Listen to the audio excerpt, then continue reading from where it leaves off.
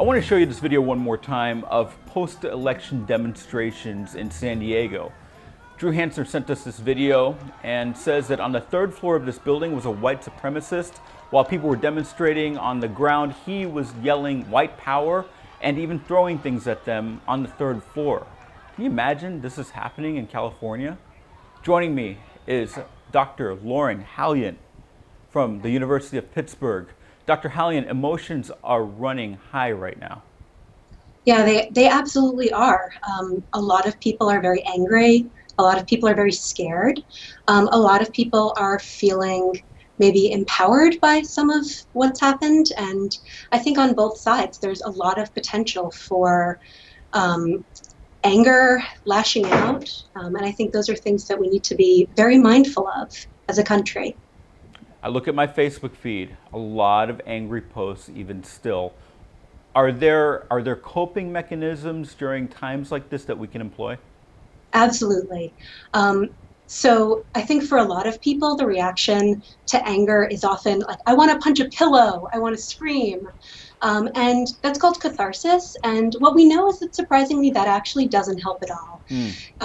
Punching a pillow, yelling at somebody you disagree with, acting out in that way. Throwing things at demonstrators, for example? Exactly. Throwing things at demonstrators in the moment. A lot of people will often feel the urge to act that way. And what we know is that actually makes anger worse.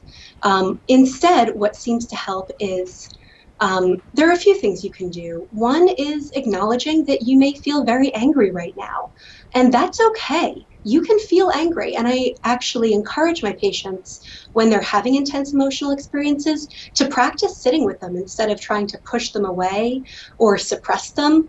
And what we know from the research is that when you can accept that you're feeling angry or sad or scared, and tolerate those feelings, that's actually one of the most helpful things you can do. When you're in the thick of it, is it simply stepping back and saying, this is not me? I guess that's part of acceptance, but things can get really tense really fast when you're talking politics.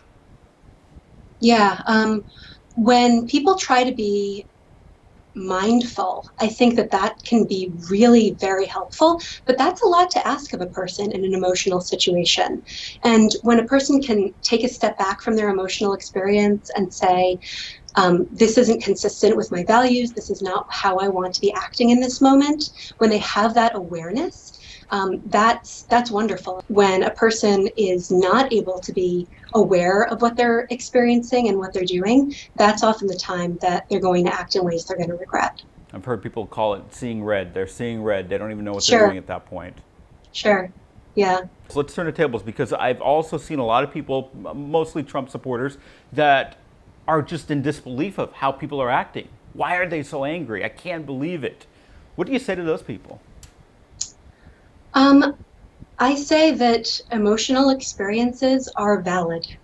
If you are having an emotional experience, don't let anyone tell you that it's wrong.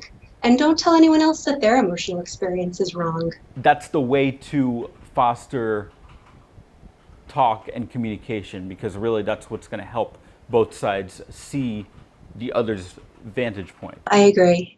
And I think it may take a little while. Emotions have a natural course. They come up rapidly, and then they sometimes take a little while to slow down, and it may take some time before people are able to have those dialogues that I think ideally we would like everyone to be able to have. Some good insight. Thank you so much. And if you have something to add to this conversation, I encourage you to head over to the story page. We're going to be monitoring this one really closely. Share your comments. We will get back to you about some thoughts that we have. Hopefully we can have a productive conversation there. And of course, if you like this post, consider sponsoring one.